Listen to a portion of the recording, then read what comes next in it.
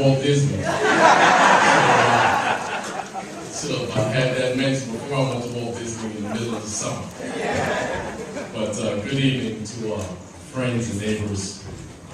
Before I begin tonight, I just want to thank Dr. Rudy Crew and Medgar Evers College for hosting us tonight. Also, I'd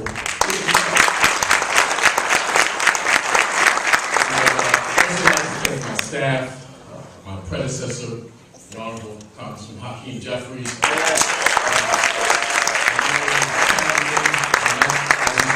Traveling back to Philadelphia on some pertinent, important business as he represents our district and our interests in Washington, D.C. I'd like to thank the members of the Progressive Association for Political Action. Likewise, County Leader, the Honorable Frank Sedillo, all of the elected officials here, district leaders, members of the clergy from across our great borough who are here tonight. And last but certainly not least, to the program participants, thank you.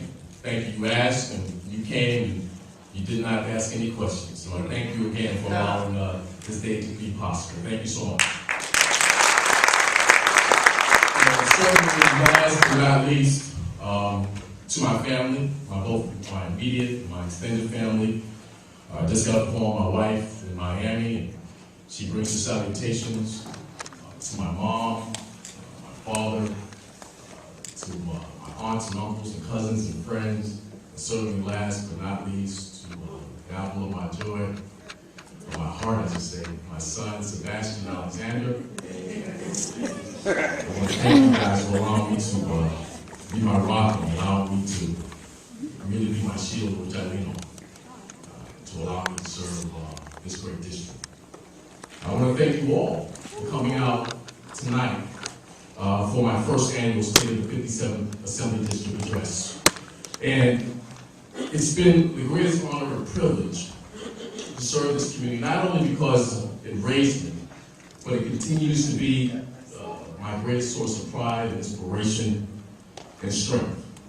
Now, this might be a speech, but this is really a conversation. And I'm going to take you tonight where we as a district have been this past year, but more importantly, where we're going in 2014 and beyond. Now, last year, as we all know, we celebrated the 50th anniversary of Dr. Martin Luther King's I Have a Dream speech and his historic march on Washington.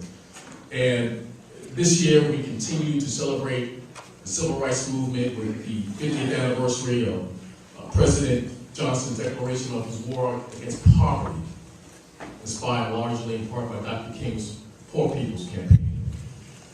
And through his leadership and through his faith, Dr. King showed us the way to the mountaintop of freedom and equality, but it is up to us now to continue that journey upward, to share his dream with the next generation of Brooklynites and New Yorkers. Because in the words of Dr. King himself, this is no time to engage in the luxury of cooling off or to take the tranquilizing drug of gradualism. Now is the time to make real the promise of democracy. Now is the time to make the reality of justice for all God's children. Now, as we begin the new year with a newly elected mayor and city government, I will be putting forth a legislative agenda in Albany that is bold, progressive, and more importantly, defends the dream of Dr. King. Our city and our state are at a major crossroads. 2 out of every 10 Brooklynites are living in poverty, whether you're a man, woman, or child. And now is the time for us to end New York's worsening inequality and give working families a real pathway to the middle class that every American deserves. Our state will only be as secure and sustainable tomorrow if we're really serious about making the right investments for the next generation today. These investments must begin in the classroom, for it's easier to build a strong child than it is to repair a broken man.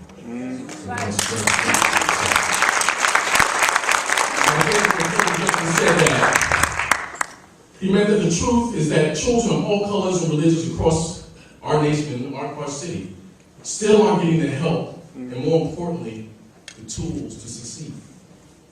We as parents and teachers and as government officials cannot lose sight of the holistic approach of academic and social education that extends far beyond the classroom walls. An approach that pushes our young people to not just master the basics of mathematics and reading and writing, but to think critically about the world and the community they live in. We need teachers to provide the resources and instill the confidence in our children. The need to face sometimes the scary but mostly exciting possibilities of the 21st century. Because more than ever now, more than ever before, every child needs to believe that they can succeed no matter what they look like or where their family may come from. So, how do we build this confidence for success? We build it by giving parents and communities with diverse knowledge and wisdom a real voice in helping educate our children. We build by refusing to tolerate rampant bullying and to keep too many children afraid of going to school, and more importantly, afraid of embracing themselves. Which is why this year the state expanded its Dignity for All Students Act, requiring mandatory reporting system and educational classes for all students for bullying and cyberbullying. And finally, we build this confidence in our students by giving all children the same opportunity to succeed, especially in their earliest years. In studies across our nation, researchers are finding that participation in pre-K is a more powerful predictor of a child's educational attainment than demographic variables such as race, household income, or family educational level. And that's why we're going to ask every person who's a part of this wealthier 1% to pay a little bit more so that we can have a fully funded universal pre-K for all city students. Now, as Congress remains stuck in gridlock and dysfunction, of course, of no fault of our own Congress, New York will not stand by, and we will pass our own State Dream Act to give immigrants and undocumented students the assistance they need to go to college. And we will make New York a model and leader for education nationwide. Now, last month, my office was proud to partner with the Brooklyn Chamber of Commerce and other community leaders to sponsor our first annual youth job fair for Brooklyn. We provided some significant resume building skills and opportunities for hands-on job training to over 200 young people to make them more competitive in the modern job market. Now, these are the kinds of opportunities we all have to work together as community stakeholders to provide. Because we see the landscape of Brooklyn is changing right before our eyes. From Brooklyn's Barclays Arena to the City Point Mall, to the Bedford Union Armory just up the street, to luxury condos all along Myrtle Avenue. Each year, it seems more developers are moving into our communities each and every day. And while we welcome economic growth in central Brooklyn, this growth cannot come at the expense of working families that made Brooklyn what it is today.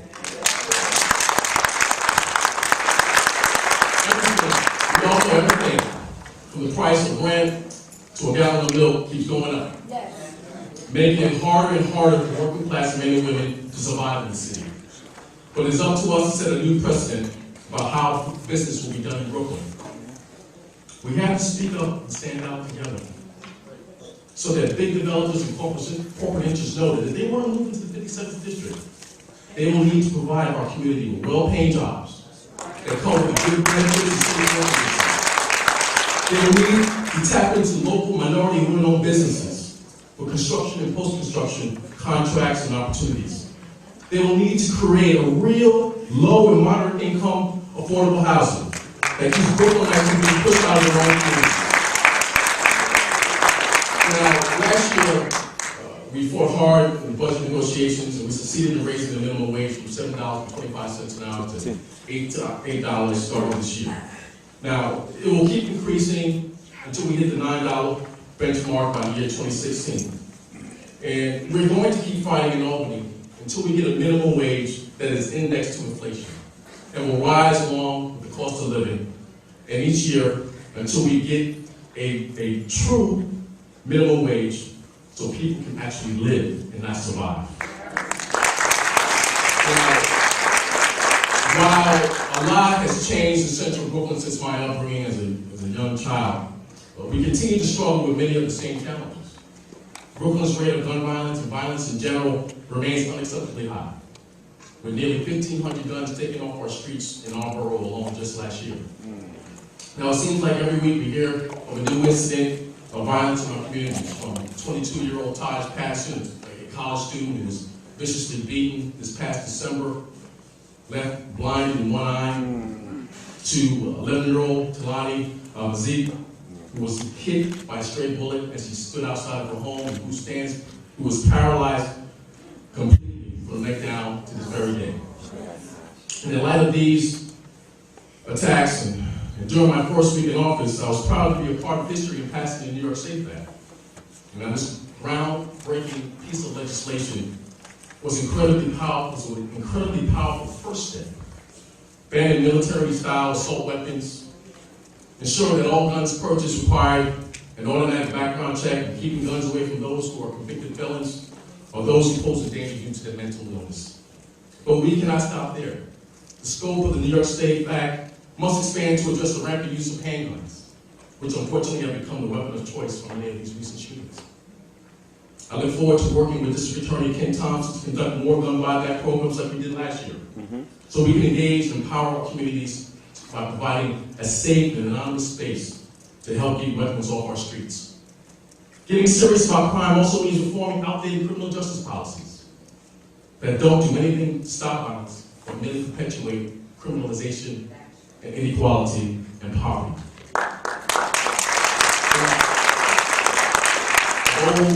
As a child whose family comes from North Carolina, I'm not proud to say this, but New York and North Carolina are the only two states in the entire country where a child, a 16-year-old sophomore in high school, who can have both, can't serve on a jury, can't be in the military, can't even purchase a carton of cigarettes, but yet is considered mature and responsible enough to proceed through the adult courts. Placed on adult probation, devoid of rehabilitative social services, and potentially placed in adult prison for crimes as minor as non-violent misdemeanors. Now, each year in New York State alone, over 40,000 16 and 17-year-olds are tried as adults in New York State. Wow. These adults, or adolescents, I should say, are then 34% more likely than their counterparts who are in the juvenile system to be arrested again for another crime. This creates a long-term cycle through a criminal justice system and creates untold financial costs to not only our state, but to our communities. But we can take meaningful steps to help these young people. It starts with keeping young people out of the adult court system in prisons, which can entrench first-time offenders in the culture of chronic. We have to understand that young people who commit crimes are still in their formative years. And public money is more efficiently and effectively spent by providing rehabilitation, job training, social programs that give them the tools and hope that they need to have a brighter future as a fully participant member of our society. If we as a state government truly committed to ending the economic disparity that plagues our cities throughout our great state, then we must act now to end this unfair statute and join 48 other states nationwide by raising the age of adult criminality to 18 years old. Thanks to the efforts of our Congress members, the Honorable Hakeem Jeffries and the Honorable Yvette Clark, the increased public attention and powerful referendum this past election cycle saw major progress within the NYPD as incidents of unlawful stop and frisk are down dramatically from previous years. However, the ugly face of racism has reared its ugly head again. This summer, as many of us saw in the newspapers and in other news, our city witnessed disturbing cases of young black men and women being targeted by NYPD officers in our major department stores like Macy's and Barnes. Simply for purchasing products, the officer felt that clearly, how could this young black boy or black girl afford this? That's why this year I've introduced the Retail Anti-Profiling Act, which will implement two major NYPD reforms. First, the bill will require the city to annually report on all agreements that NYPD has with any private business and explain what these services cost the NYPD and the recipients. Profiling for any reason is unacceptable. Thank you. And it's particularly alarming when we don't even know what the NYPD's roles or policies are in Barney's, Macy's, and countless other businesses around our city. Second, this act would end the 1994 Memorandum of Understanding, under which NYCHA, New York City Housing Authority, is charged over $70 million a year for additional police programs.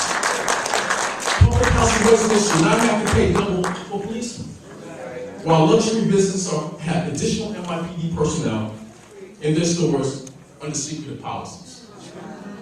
But discrimination is not confined to race. Women in New York still earn just 84% of what men earn. And despite overwhelming support in the state assembly, the legislature failed to pass Governor Cuomo's 10-point women equality agenda that would work to end the widespread discrimination women in New York still face to this very day. Every woman deserves to be able to have a child and start a family without fearing of losing their job because they need to take maternity. Every child, every woman deserves a professional and reliable workplace that pays for equal pay for equal work. And when women succeed, as the son of a single mother, we all succeed.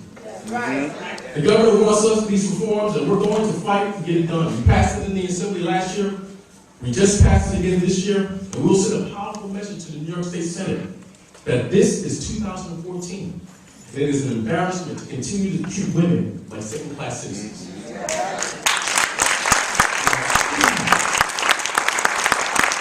This year, we also saw the implementation of the Affordable Care Act, and I'm proud to announce that New York State has enrolled over 380,000 New Yorkers who now have access to affordable care coverage, making it one of the most successful health exchange programs in the nation.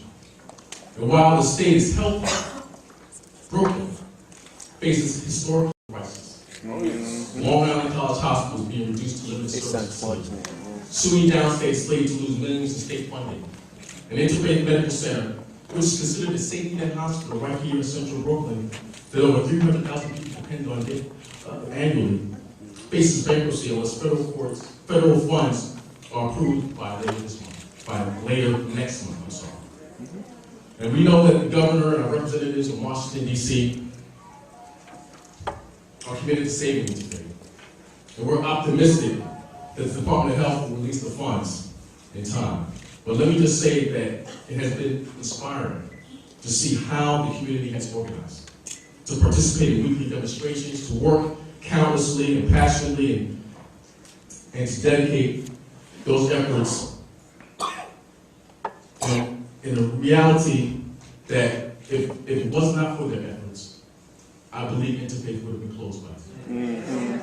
So to them, we owe a great debt to their service and a great debt to what they've done to keep Interfaith Medical Center open this very day.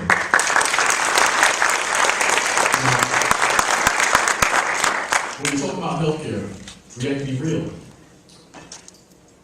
We also have to think outside of the hospitals and doctors' offices and take steps to make our communities healthier places to live. The battle against the dangers of smoking, which has been highlighted in the news, especially for our young people, must be at the center stage of the policy discussion in New York State. As many of you know, the public costs of smoking are staggering. $8.1 billion in healthcare costs, including $2 billion in Medicaid costs. $6 billion in lost wages and productivity linked to smoking. 70 New York State residents die each and every day from smoking-related illnesses, resulting in more than 25,000 deaths each year. Now it's the time to address these staggering numbers in any and every way possible we can.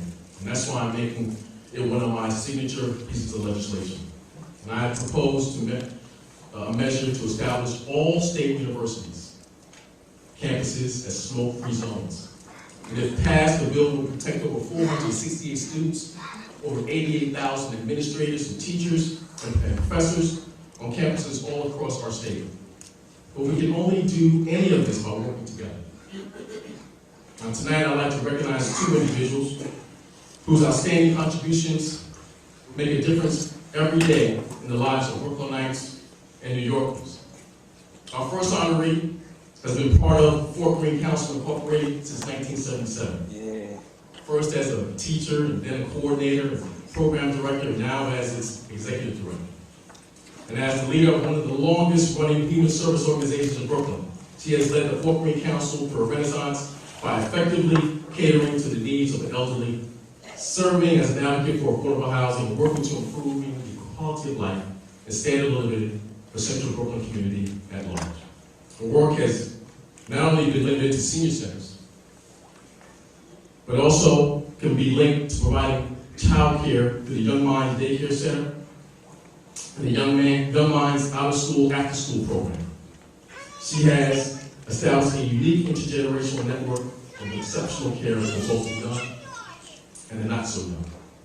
A quality is served as a model to be emulated across the nation. So please give a round of applause to one of our honored guests, the Honorable Ms. Claudette Teresa.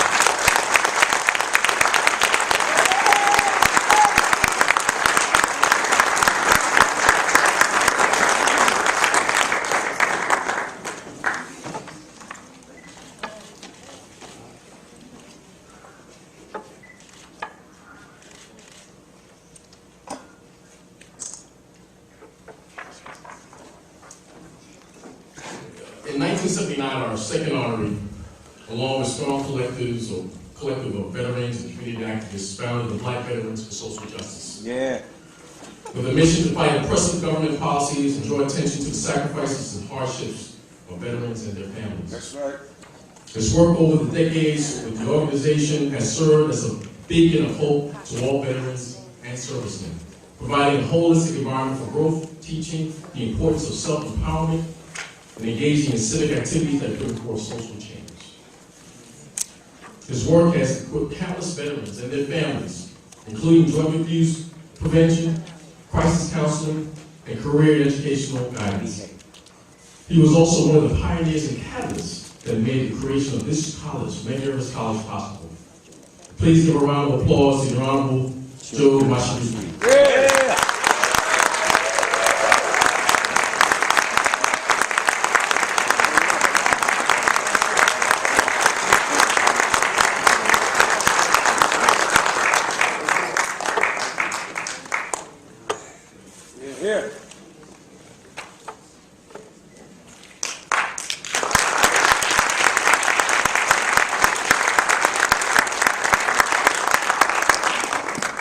Let's call it this to come back.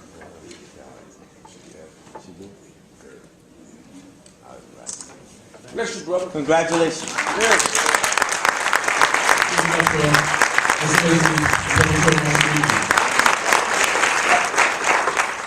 Before I leave you tonight, I'd like to honor someone who most of us have not met, including myself. I want to tell you about another individual, someone I wish I would have met, and maybe one day I will be, but whose courage and compassion deeply touched me and inspired, and will inspire you after you hear this story. Last summer, I was fortunate enough to take a special tour of the new World Trade Center Museum with some of my colleagues in the Assembly, and we were told a story by Ms. Ada Dolch. Ada Dolch was a principal of the high school for leadership and public service, a school located 1 block south of the World Trade Center. And some of you may know, educators in the house, that the mission of the school is to teach students how to give back to community service. Now, many of you may remember on September 11, 2001, it was a primary day. And like most schools, or many schools, it served as polling sites for the adjoining adjacent neighborhoods. And on this morning, like most schools, Principal Dolch was making sure that everything was running smoothly, that the poll workers were where they're supposed to be, and the students were coming in, and she was ushering them in. And one student ran in with tears coming down her eyes, saying that she just seen one of the planes strike over the towers. And as more people came into the lobby and shop, Principal Dolch asked which tower had been hit because she knew that her sister, Wendy, worked in the office at the top of the North Tower. But through her deep anxiety and grief, she maintained an unrivaled level of strength and composure. Through her courage, she went on to save all 600 students, staff members, and co-workers on that very day. Now, her sister would, however, perish before her eyes as she ushered students and poll workers and faculty members to Staten Island Ferry. But instead of harping on her loss, instead of yielding to anger and hatred, Ada chose to go to the next chapter of her life by building a school in Afghanistan and naming it in honor of her sister's memory. All in the belief that education is the answer to global peace. Before I leave tonight, I want us all to challenge ourselves to aspire to Ada's level of courage. What are we willing to do for not just our children, but for those names we will never, ever know, for those trapped in the perpetual poverty, inequality, for those who will come long after we're all gone in our distant memory. This all may seem like a tall order, and to accomplish all that we seek will not be easy. But it is our responsibility to stand strong and defend the dream of living with dignity, living the dream of creating affordable housing, defend the dream of blind justice under the law and real opportunity for every child who lives in the city. The stakes are too high, and the future of our children, the legacy we leave behind during such a pivotal point in our city's history, is too important not to do or work as hard as we can. I'm reminded of the famous words of Mahatma Gandhi: a nation's greatness is measured by how it treats its weakest members. I'll say it again, a nation's greatness is measured by how it treats its weakest members. Now, I've seen the resilience of the human spirit, and I have seen what we can accomplish when we come together as neighbors and citizens. Let's aspire to unity and diversity, and take the immense opportunity for change we have right now. For we're on the brink of a new era in New York City, and we're working on this work. And we must keep fighting until we fulfill the promise Dr. King left behind, and leaving the next generation with a better world than when we started. Because I know if we do, better days are before us. Yes, thank you so much for coming out. Thank you.